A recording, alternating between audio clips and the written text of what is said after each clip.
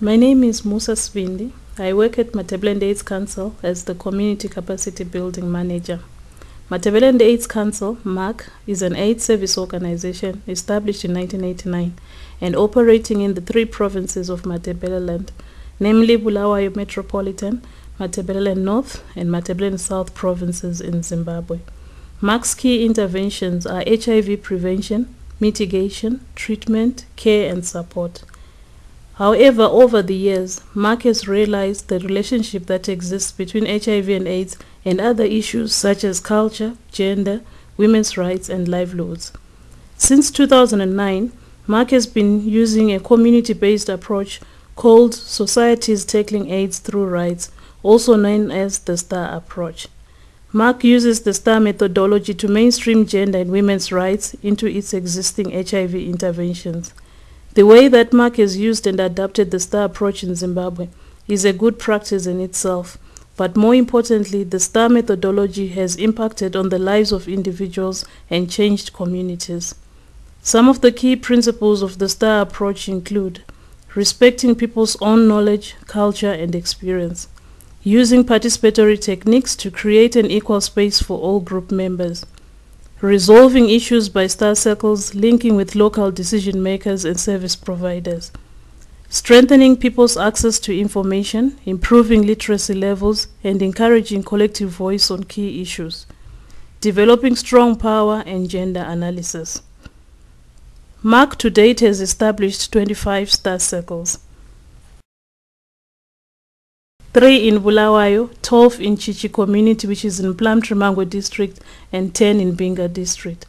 The STAR circles comprise a minimum of 25 and a maximum of 30 members each, and are facilitated by trained people from the community.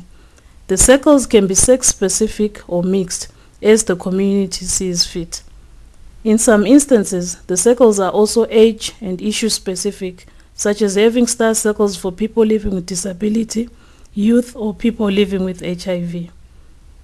The facilitators are identified from different groups within the community to ensure wide representation and are then trained on the STAR approach over a 5-day period using a manual.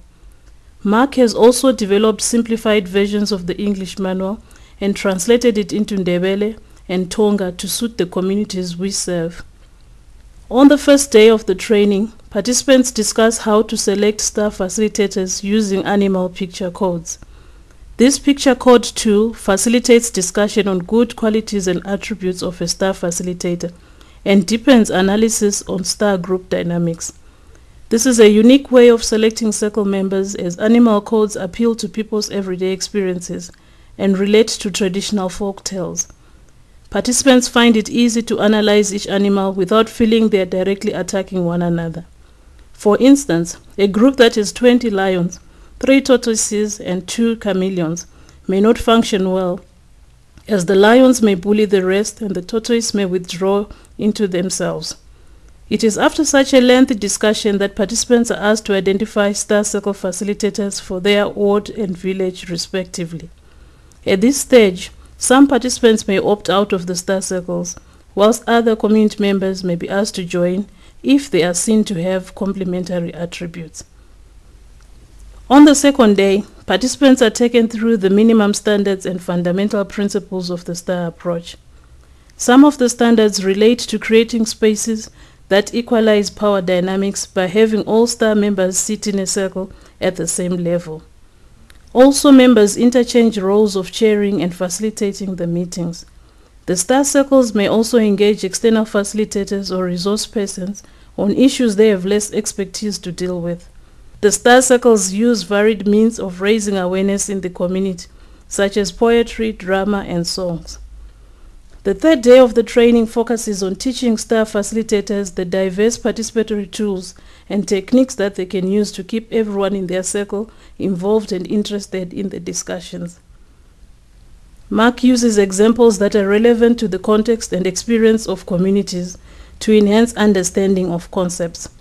For instance, when discussing communication barriers, we use the analogy of 2 communities on either side of a mountain trying to shout to one another. Another example is using the symbolism of a tree when helping a community identify issues affecting them.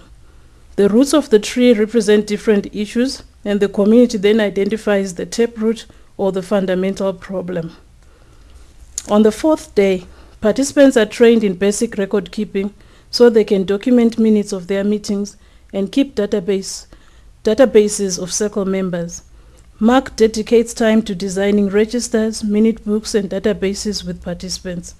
This ensures records of STAR meetings are kept for follow-up and to ensure accurate information about HIV and AIDS, gender, and women's rights are being discussed.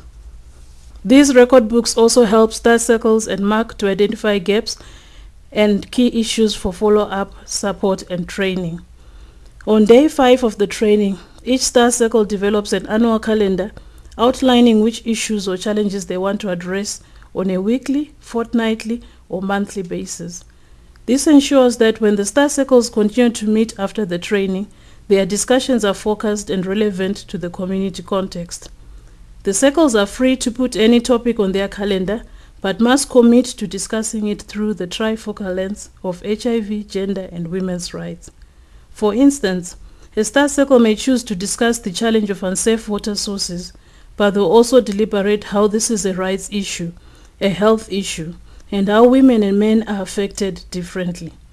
The STAR circle not only dialogues but commits to taking appropriate actions at the local level to resolve the challenges they have identified.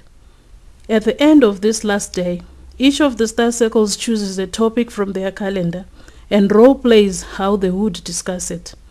This provides Mark with immediate feedback on the training and helps to identify STAR circles that may need additional support.